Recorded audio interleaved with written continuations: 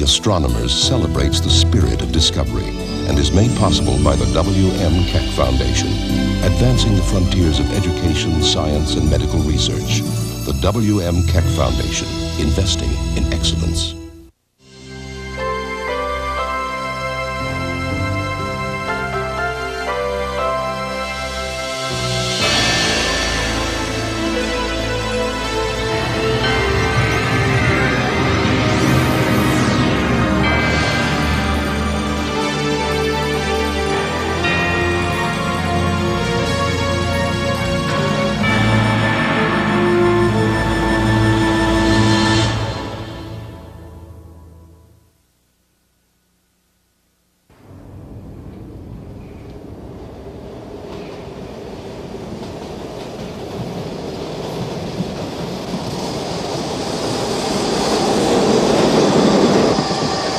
In a tunnel beneath the nation's capital, a commuter train carries astronomer Benjamin Peary to work.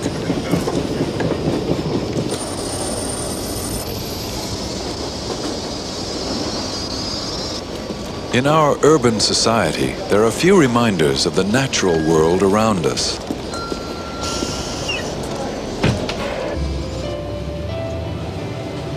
Peary remembers a childhood in a small Minnesota town when the sky was always blue and the stars shone brightly every night. Today, through the glare of city lights, we often cannot see the stars above.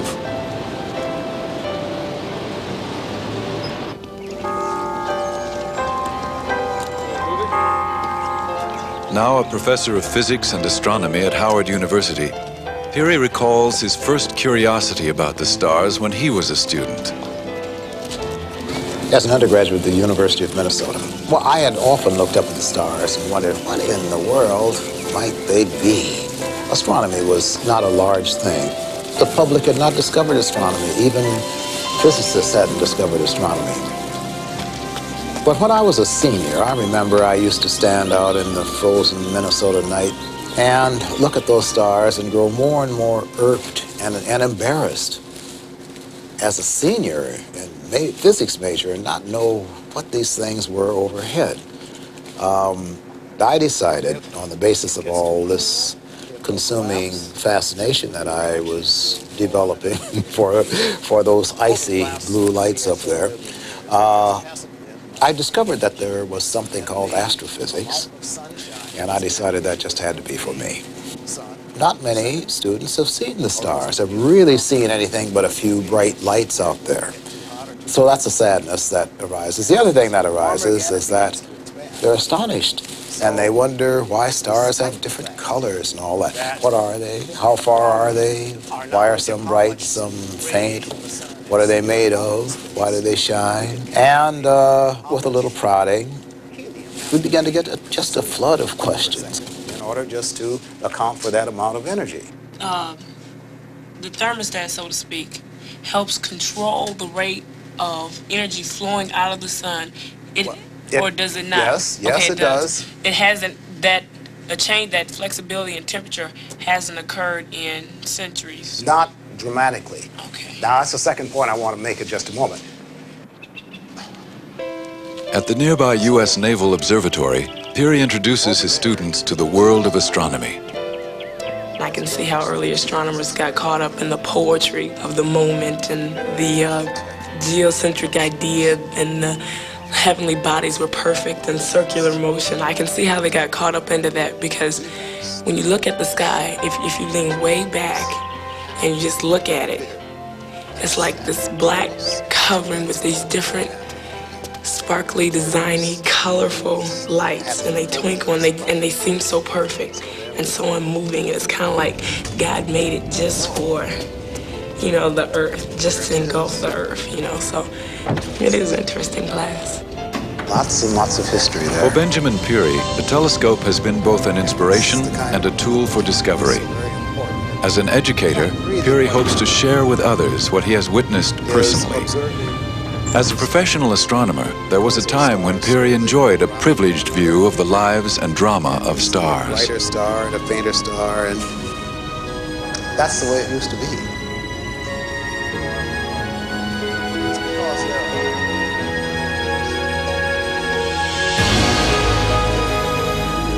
The stars we see in the night sky are only a handful of all that populate our galaxy, the Milky Way.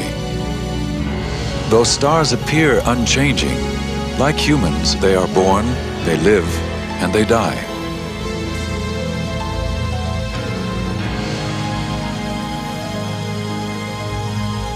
Within dark clouds in interstellar space, new stars are born. How this happens still has much mystery for astronomers. Most stars die quietly, gently fading. But some end their lives in a vast explosion.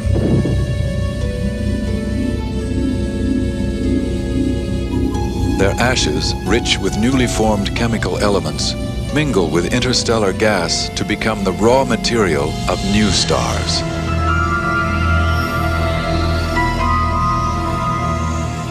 Our galaxy is just one galaxy among billions. The Sun, our star, moves in the outer suburbs of the galaxy, in the curl of one of its spiral arms. As the galaxy rotates, it takes the Sun 240 million years to make one orbit around the galactic center. And the Sun, in its life, will make many orbits.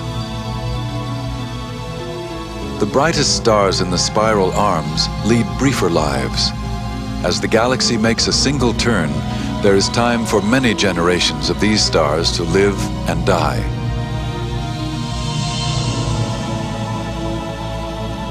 We know that stars are born, but how? We know that stars explode, but why? We seek the answers because stars, planets, even our own bodies, are made from stardust. When I go out in the night sky, in a place where you can really see the Milky Way, I rarely think of it as a scientist. I look at the Milky Way, it's the same impression that everybody else gets, and that's just, wow! A father-son fishing trip on Chesapeake Bay is an opportunity for astronomer Leo Blitz to share his excitement and love of the stars. It is an enthusiasm that exceeds the bounds of science.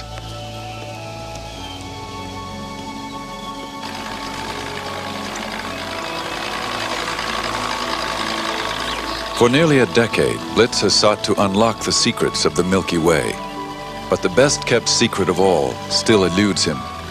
That is the mystery of how stars are born from the near emptiness of interstellar space. We understand the life cycle of stars pretty well, except for that part which occurs when stars are born.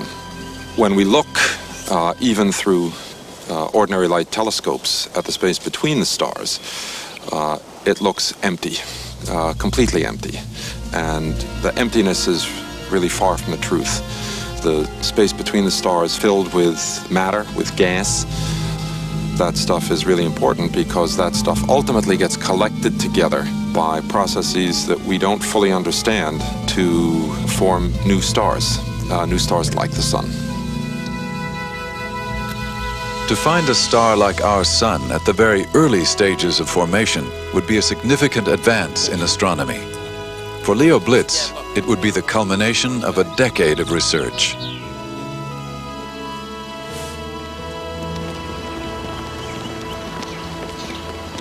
From the College Park campus of the University of Maryland, Blitz directs a major effort to solve the mystery of star formation. For him, it is a childhood dream come true. I was one of those kids who, when they were in first grade and the teacher asked them what they wanted to do, I said I wanted to be an astronomer. It was a simple fascination with space travel, rocketry, the solar system. But when I became an adult, I became a kid again. What greater enjoyment can you get than to do the things you wanted to do as a kid and actually get paid for it? In the basement of the astronomy department, a dozen scientists recruited by Blitz seek to understand how stars form. He has nicknamed them the Group. Oh, Jung-hee. Were you able to get any? What we've done is put together a group that has roughly 12 people. Everybody's involved in the process and getting involved in questions of star formation and in the research that we do. the deadline for proposals. When Blitz arrived at the University of Maryland in 1981, he was the only person in the astronomy department working on star formation. As the inquiry accelerated, the team grew, and the need for communication became more critical. I've got 3 doors to my office, and I expect people to be able to come in and use any one of them. We have a seminar every week. We get together every day for lunch. We're always talking science, and we're doing it not because we have to, but because we want to. That's what we think about. Is this going into the proposal? No, this is actually for the paper. Okay, so make sure that gets done. Okay, sure. Hold on a second. Do you have Hat Creek? Can you bring up? All right, can you call me back? We got to see what's going on at the site.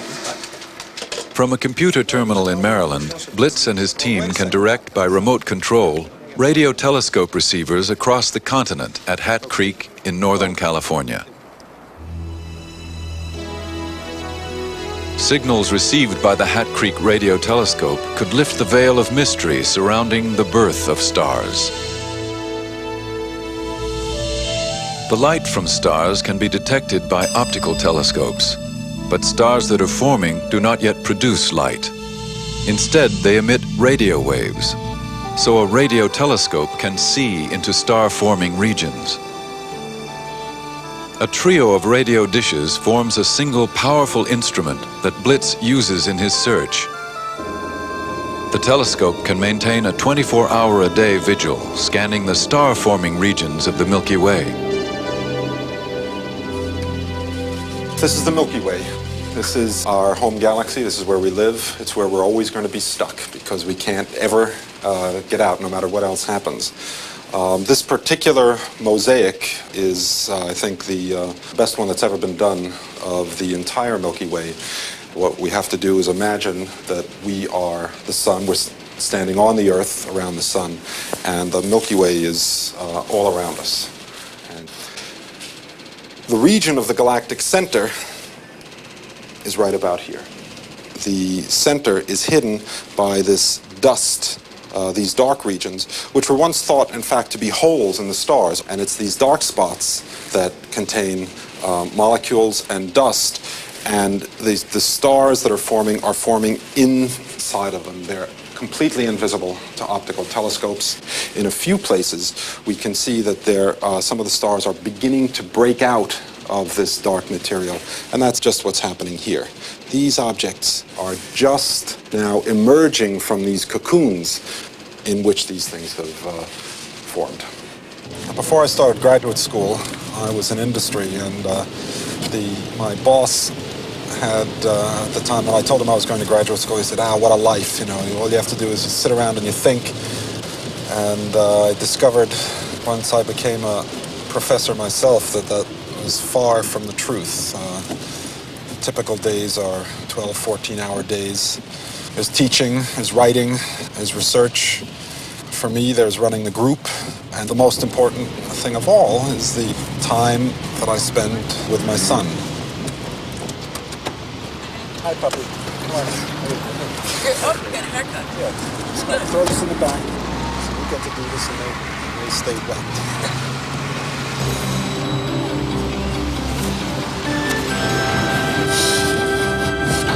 Brian is with me half of the time, and it makes for a very full life.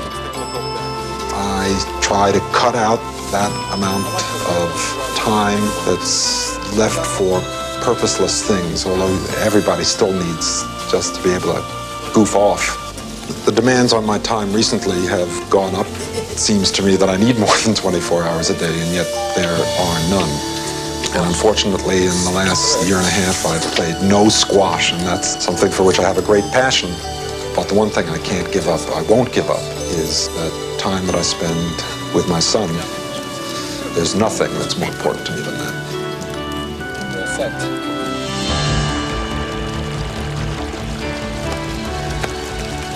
While Blitz juggles life as father, scientist, and academic, he is personally driven by the desire to know how we fit into the universal scheme of things. We look for the way in which stars form for several reasons. One is a quest for our origins. We live here on the Earth. We're a planet around the sun. We know from geological evidence that we've been around for 4.5 billion years. How did we get here? To Blitz, the question of how we came to be, how a star like our sun was formed, drives the research effort forward. Each week, his star formation team meets to assess the latest observational data on the star-forming regions of the galaxy. The most massive clumps here are these. They're all in the midplane of the cloud. Some of them have stars forming in them. Team members have been handpicked by Blitz from the United States and 6 foreign countries. Among the International Assembly is a postdoctoral fellow from Holland, Eugène de Huys. At higher frequency. De Huys and Blitz are planning an observing run at the Hat Creek Radio Telescope Observatory. They hope to detect a star before it ignites, a protostar. That's right. So then, in the coldest, darkest parts of the galaxy, a protostar is born from clouds of hydrogen gas and other elements. Radio waves reveal how the gas moves within the cloud. Mapping the radio waves produces a picture. Blitz and de Huys hope to discover a region where the gas is condensing to form the core of a young protostar. One of the reasons that the existence of a protostar is so hard to really prove and so hard to find a protostar is that it's not really putting out its own light. For instance, like a star. I mean, a star is obvious, right? You can see it. So that's one of the reasons that finding a protostar is very difficult. Although if you could come up with a way to do it, that would really be extremely interesting, and that would be really a fantastic advancement in the study of star formation. it's like trying to find buried treasure at the bottom of the ocean. What happens is that the blackness of the ocean just soaks up all the light. You might try to shine light from the surface and to try to illuminate something like the Titanic at the bottom of the ocean. But you can't see it because the light is all absorbed by the intervening material. And so what we want to do is to go up to Hat Creek and look in detail at one of the regions where we have some evidence from other observations that we have condensations that look as if they may be forming stars. At the remote Hat Creek outpost, Blitz and de Huys will spend a week investigating a star-forming region called the Rosette Nebula. The other sources are next to this 250. It's about 1.5 times as Oh, it's 17, weak. right, Yeah. okay. For Blitz and de Huys, Hat Creek is a listening post, their stepladder to the stars. 2.1 minutes is what it gives us the error if it Okay, can't get a there's fit. Yeah, there's something wrong. So let's do this again Yeah. and do it with a longer integration time so that we get more Let's signal. do 20. Okay, then we'll That's find. nice. We So can- we'll let this one finish. This one's Because fine. star formation takes thousands of years to occur, Blitz and de Huys cannot witness the actual event of stellar birth. But radio signals can provide a snapshot of the process. Right now, what we are looking at is the radiation that comes from individual molecules.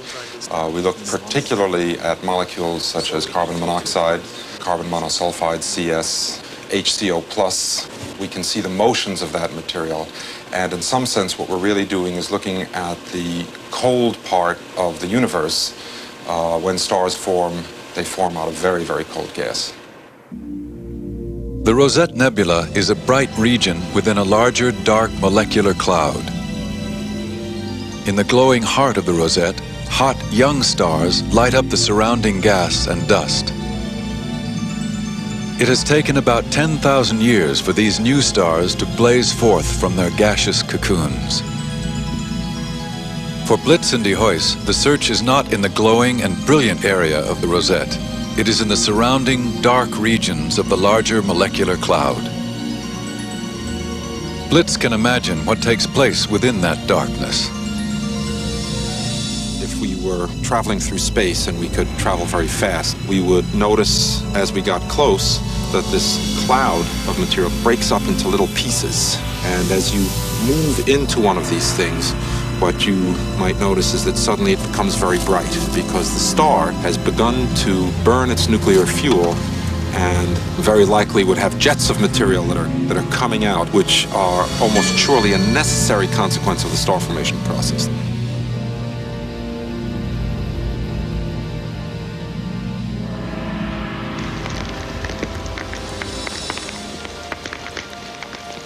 On occasion we make discoveries, but really what we do is we create the universe in some way.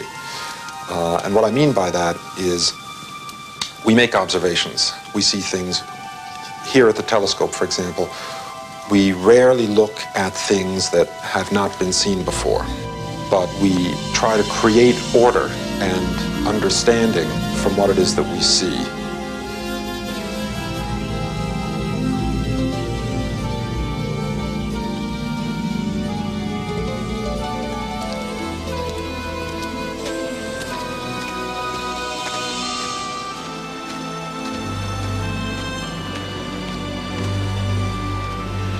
The entire idea that stars form at all is only about 200 years old. How stars generate their energy, we now know, comes from nuclear fusion, and that process was elucidated by Hans Bethe in 1939. It's the work that he won the Nobel Prize for, quite fittingly. I was born on July 2, 1906, in Strasbourg, in Alsace, which was then German and later became French. Cornell University in Ithaca, New York, is now home for the man who discovered how stars shine. It was here over 50 years ago that Hans Bethe calculated in detail how stars produce energy. His interest in stars arose from a wider curiosity about how the universe works. I want to find out how the world is made. What is it made of? What holds it together? What makes it operate the way it does? Growing up during the first 2 decades of this century in Frankfurt, Germany, Hans Bethe showed an early brilliance in mathematics and physics. He began his career as a lecturer in the German university system. Then the Nazis came to power. When he learned that his Jewish ancestry disqualified him from teaching, Bethe emigrated to England and then to the United States. He arrived in February 1935 to become an assistant professor at Cornell University. Bethe took to Cornell immediately. I became a member of a very friendly group of physicists here at the physics department. I found it most satisfactory. I loved them, they loved me, so I stayed. In 1938, Bethe attended a conference of physicists in Washington, D.C. The meeting had a profound effect on his life and work. They thought it would be nice to discuss the nuclear reactions in stars, how the energy in stars was generated. Nobody knows really what nuclear reactions take place and what makes the energy. And that was something which I thought I could work on and might be able to solve. Just 6 weeks of concentrated effort led Bethe to the answer. Bethe knew that the sun shines by nuclear fusion. Hydrogen, the basic ingredient of all stars, is fused into more complex elements. In this process, matter is changed into energy, according to Einstein's famous equation, E equals mc squared. Bethe's achievement was to determine the exact sequence of nuclear reactions that occur and the precise rate of energy production. At the center of the sun, every second, 4 million tons of matter are converted into energy. So massive is the sun that it takes millions of years for this energy to reach the surface, which rages at a temperature of 10,000 degrees Fahrenheit. In this reaction, an enormous amount of energy is set free. Enough, certainly, to keep the sun and other stars going for millions and millions of years. In the case of the sun, for instance, it will last for a total of about 10 billion years. Once when I gave a talk like this, one of the people in the audience asked me, did I say million or billion? And I said billion. Oh, he said, I am relieved. In the summer of 1938, Bethe published his discovery of how stars shine in a journal that offered a prize for the best paper. He used most of his $500 award to help his mother emigrate from Nazi Germany. It was not the only prize Bethe would win for the work he did that year. He was awarded the Nobel Prize for Physics in 1967. Soon after his discovery of how stars produce energy, Bethe and many other scientists saw that the conversion of mass into energy had awesome possibilities for warfare. Nuclear weapons were the result. In 1945, the atomic bomb ended the war in the Pacific. Soon afterward, the precarious world of the Cold War produced the most powerful weapon in human history, a device which uses fusion processes almost identical to those in stars, the hydrogen bomb. 5, 4, 3, 2, 1.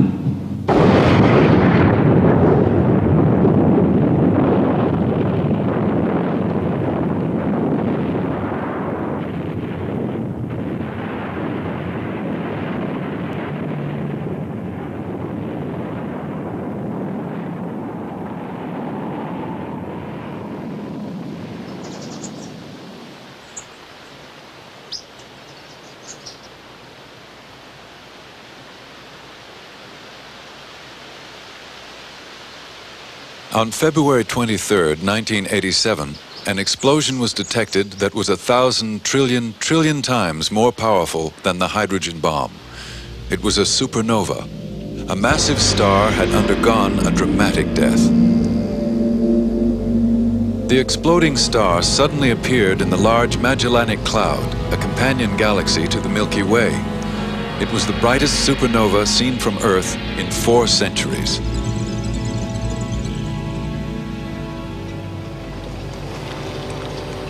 Because of its location, the supernova could best be seen from the southern hemisphere. The seaport metropolis of Sydney, Australia, became a gateway for astronomers from around the world who hoped to gain new knowledge about the death of a star. At the Anglo-Australian Observatory, researchers have followed the supernova ever since. The news of its first appearance will never be forgotten.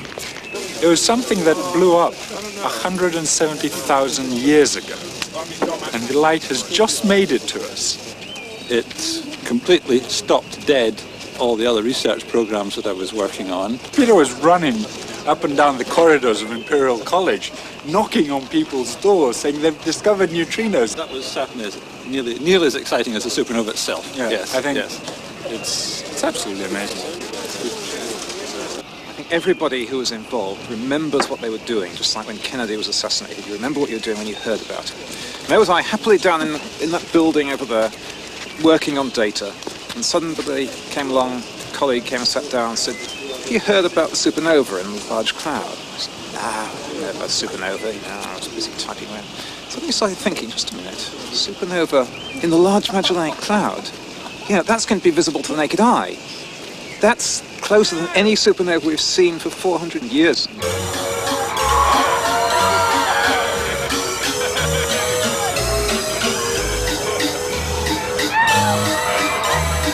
The supernova was destined to change the life of Mike Doppita. Doppita is an astronomer at Mount Stromlo Observatory in the capital city of Canberra. For 15 years, Australia has been home for Czech-born Doppita, his French wife Patricia, and their son Igor. Supernova 1987A is a real keystone for understanding stellar evolution. And this is really great because now we can put handles on lots of parameters of stellar evolution theory, which up to now have just been in the realm of speculation.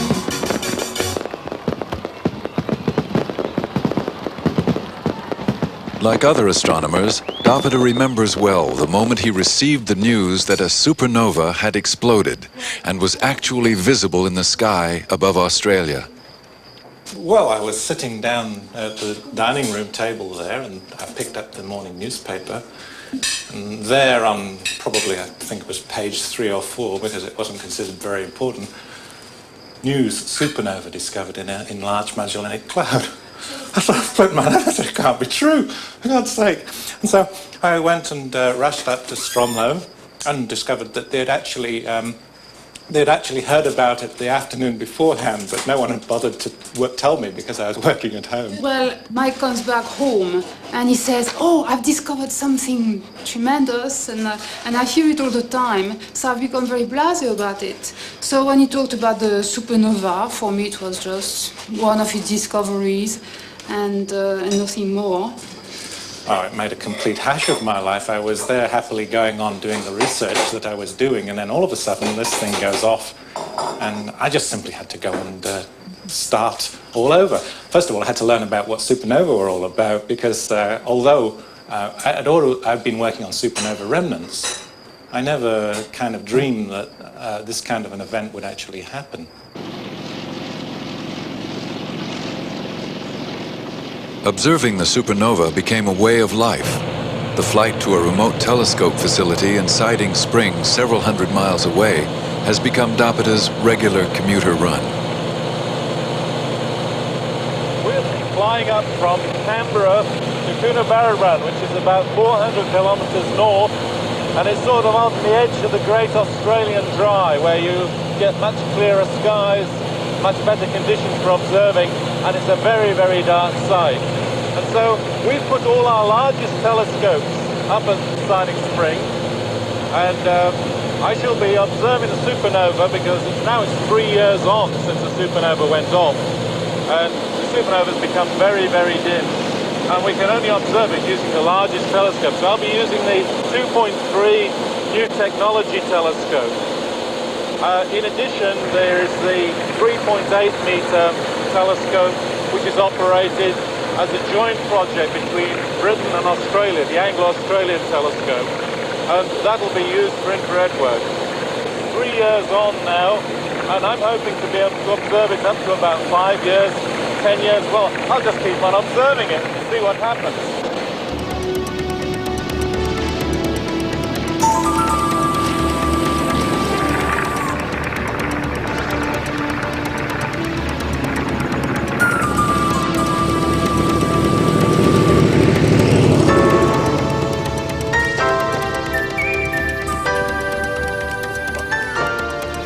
Hi again.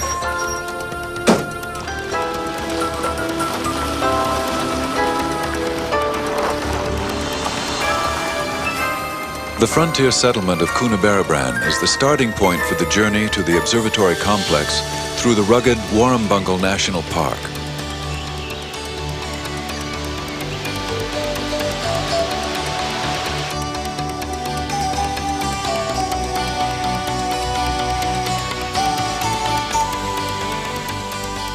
If it wasn't for supernova explosions going on through the 10 billion years that our galaxy has been in existence, we wouldn't have the elements that we need to build planets, and we wouldn't have the elements we need to build life. I mean, it really is true that the whole of the Earth and everybody on it is just a product of stardust.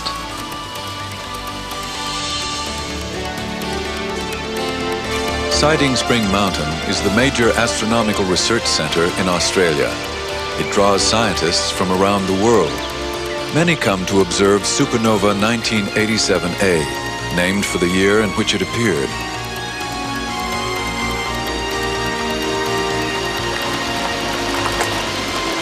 Dapita and others want to know how, within the cosmic furnace of an exploding star, the rare heavy elements of the universe are forged.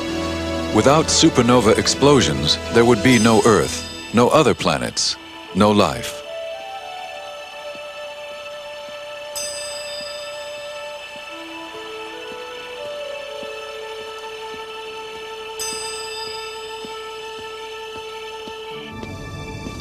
Well, supernova 1987A was really neat in that it chose to go off in the Large Magellanic Cloud, the nearest galaxy to our own. We know exactly how far away it is. And we have a kind of view right up out of the galactic plane, so we can see the thing very clearly.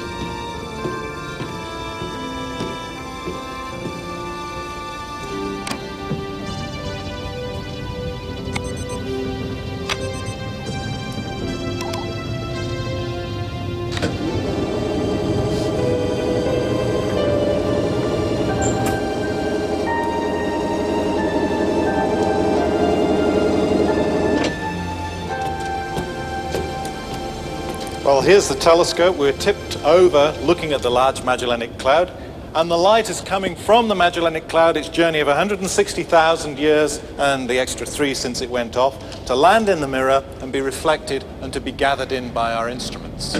This telescope has been designed for maximum efficiency, plus the fact that the whole thing is under computer control, so that we can simply press a single button in the control room, just one single observer, and the telescope will come and track to the object.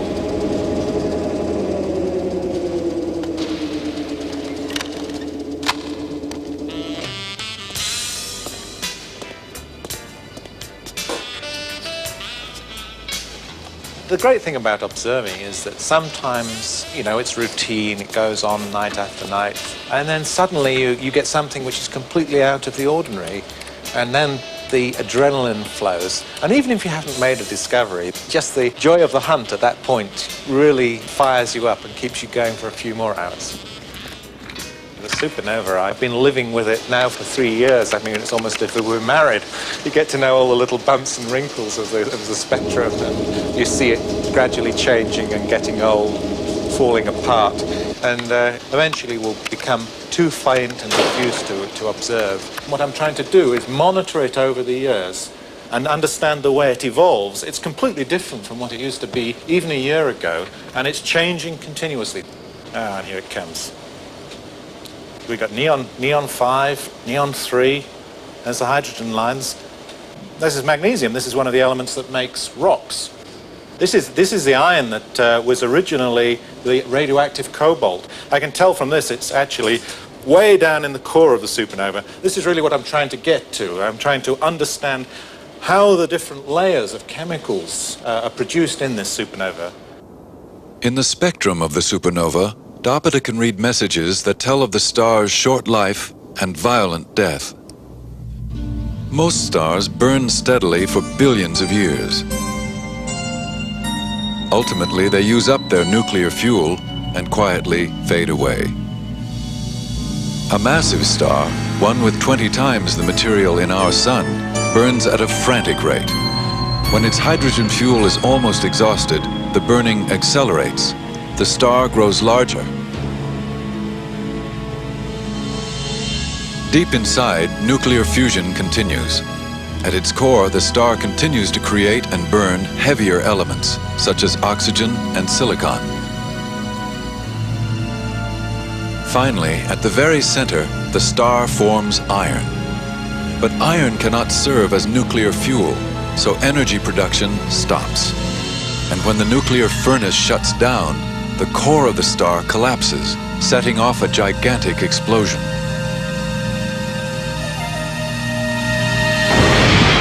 A supernova radiates with the energy of 10 billion suns. All the elements the star has made, including those needed to make up living creatures, mix into the interstellar medium, enriching the gases and planting the seeds for new stars, planets, and people.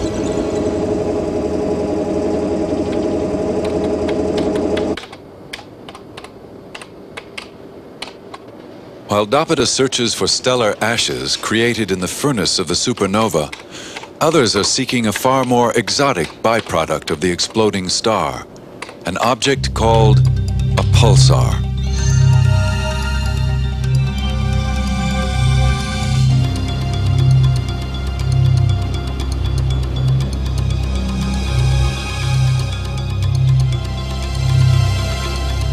The hunt for a pulsar in the supernova remnant has started an international race among astronomers. One of the searchers is Australia's Richard Manchester. I've been really working on pulsars for pretty well the whole time that they've been known about. So it's a challenge to find these things, and we've been fairly successful at it. The searches that I've been involved in have found about half the known pulsars. It's about 200 or 250 altogether, so it's been good.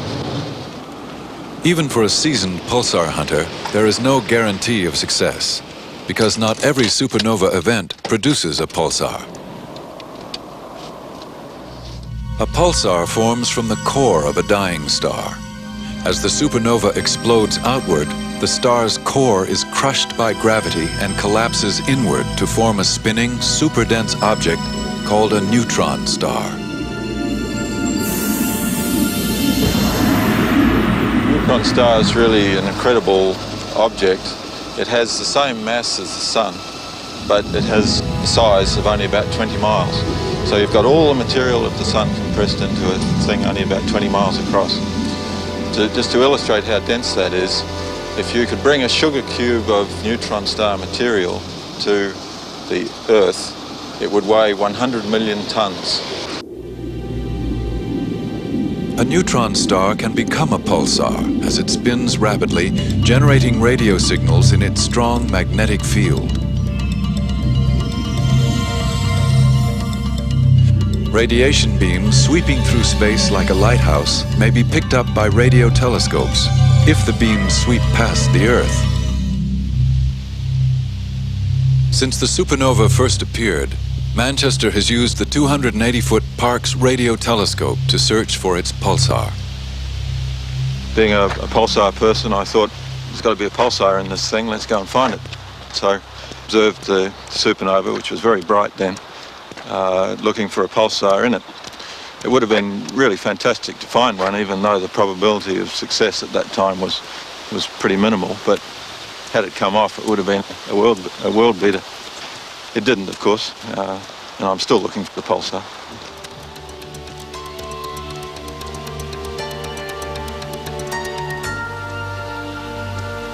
Before he trains the dish on supernova 1987A, Manchester fine-tunes his instruments on the well-known Vela pulsar. So we'll type in The Vela is a young pulsar, a mere 100,000 years old. one. Mount the tape.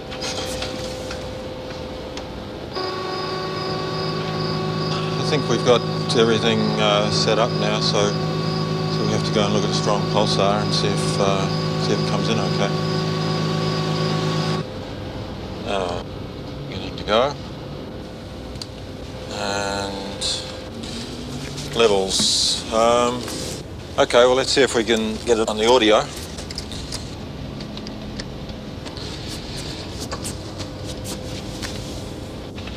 There it is.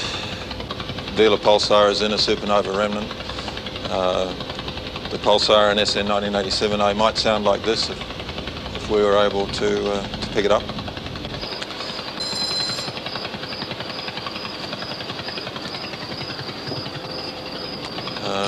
We need to go switch on the control system.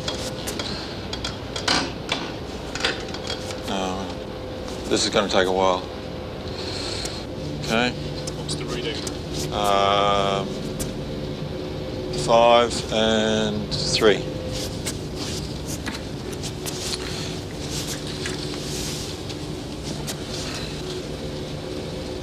We're going on to SN 1987A to see if we can find the pulsar there. We've looked many times before, so the chances of finding it this time are not high, but it'd be so exciting to find it that we keep on looking.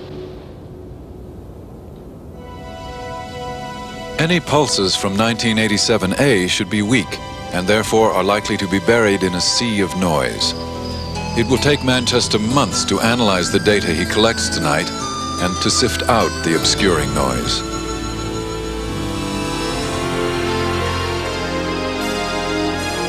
Even if a pulsar does exist in 1987A, it may never be seen. Its beam could sweep across space, but miss the Earth entirely. But if the beam does not pass our line of sight, a pulsar could reveal its presence indirectly. gas surrounding the neutron star would be heated by the rotating beam. So astronomers may be able to detect a pulsar from the glow of the surrounding gas. The largest telescope on Siding Spring Mountain is aimed at 1987A.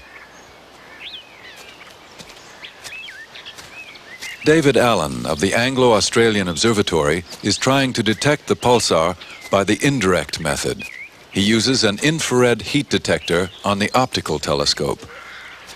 What's happening to the supernova? It's fading. But if there is a pulsar there, that pulsar should stop it fading, should hold the energy, and in fact cause the gas to appear hotter. And since we're able to monitor the physical state of the gas, we're looking for evidence that the gas is getting hotter as the rest fades away. You have to have one person who is self-sacrificing and watches it to tell you when to say no. Tonight, Allen and his team will look at the heat radiating from the supernova remnant. Energy from a pulsar would be heating the gas around it. The temperature of this liquid nitrogen is about minus 330 Fahrenheit, which is even cold by the standards of places I've visited in the US, Alaska. In order to measure the heat from a pulsar, Allen must make sure that the detector on the telescope remains cool. Heat from the detector itself could overwhelm faint signals from distant sources. Liquid nitrogen provides the coolant.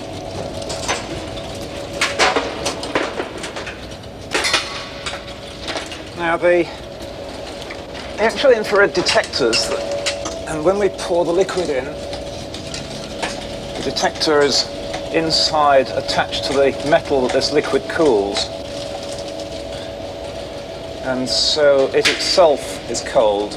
Right, this liquid nitrogen is actually cold enough that it freezes things like banana skins solid. As long as you're out of the way, you can get rid of it.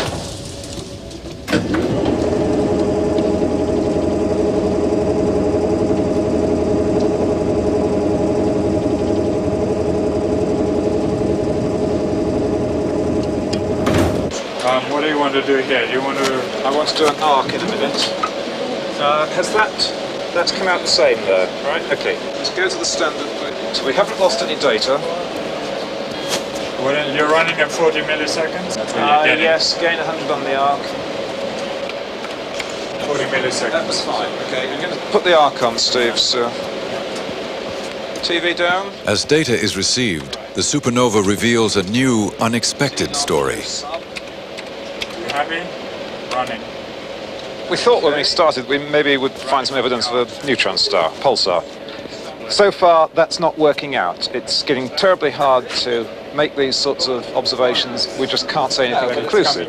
But instead, we've bumped into something by chance. I mean, this sort of happens, you know, you can't predict science. What we've bumped into, maybe we should have thought about, but we're able to detect some hydrogen, the commonest gas in the universe, that hasn't previously been seen associated with this supernova. The hydrogen that Allen has discovered is gas blown from the star before it exploded, revealing conditions within the star before it went supernova. You never know when a star is going to become a supernova. They don't jump up and down and wave a flag and say, hey, I'm going to explode in 100 years. Right? So you never have a chance to go along and study a star in the expectation it's going to go bang tomorrow.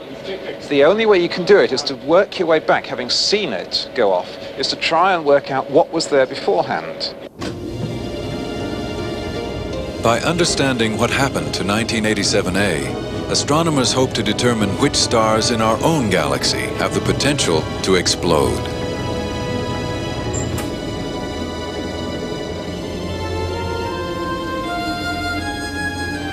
We know from supernova 1987A that stars that we thought previously were not really candidates for supernova explosion could go supernova quite unexpectedly. So we're now looking for objects which are like supernova 1987A. In our own galaxy, there is a star, famous star, Eta Carinae, which has varied in brightness enormously and blown off shells of gas. So this fellow's saying, look, I'm unstable in my outer layers. The real question is, Is it unstable in the core? Eta Carinae is the most luminous star in the Milky Way.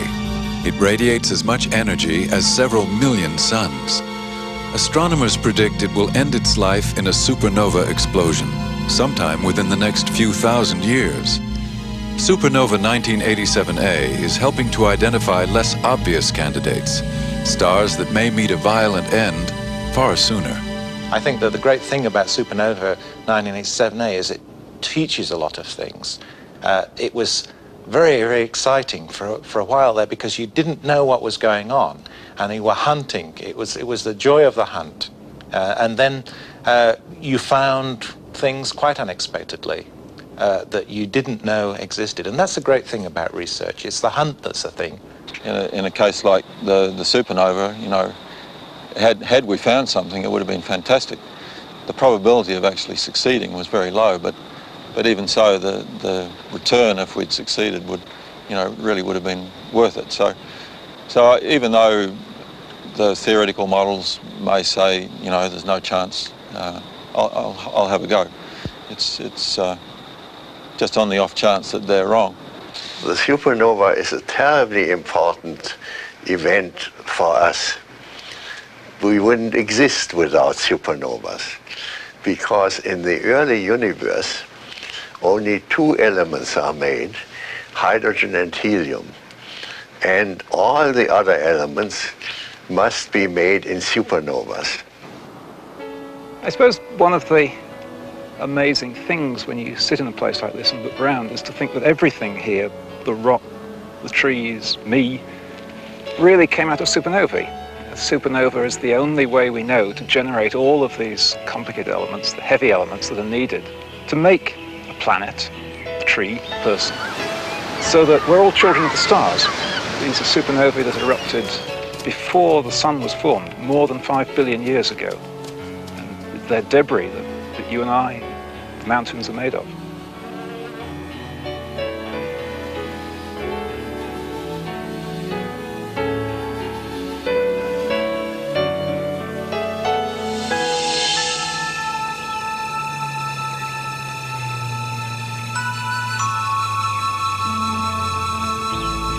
We think of the stars as lasting forever, but they don't. They may last for enormous lengths of time compared to human existence, but in the end, they all die. They must use up their nuclear fuel and end their lives. And the sun is no exception. The sun is probably going to go with a whimper rather than a bang. We're about halfway through the life of the sun. We'll wait about 4.5 billion years more before the sun begins to show its signs of old age, and the sun begins to heat itself up in the center so greatly that the radiation simply can't get out fast enough. And the result is that the outer region of the sun, as well as the core, but primarily that outer zone where so much of the energy is trapped, begins to expand. As the sun expands, it will become a red giant, enveloping the inner planets. Our seas will evaporate, and life on Earth will be consumed by the sun's outer heat. The star that gave our planet life will take it away. But as one small light is extinguished in a galaxy of billions, new stars will blaze in the darkness. Newborn suns of the Milky Way contain the ashes of stars that have died. What began as stardust gave birth to life. What else the universe may hold is the stuff of dreams.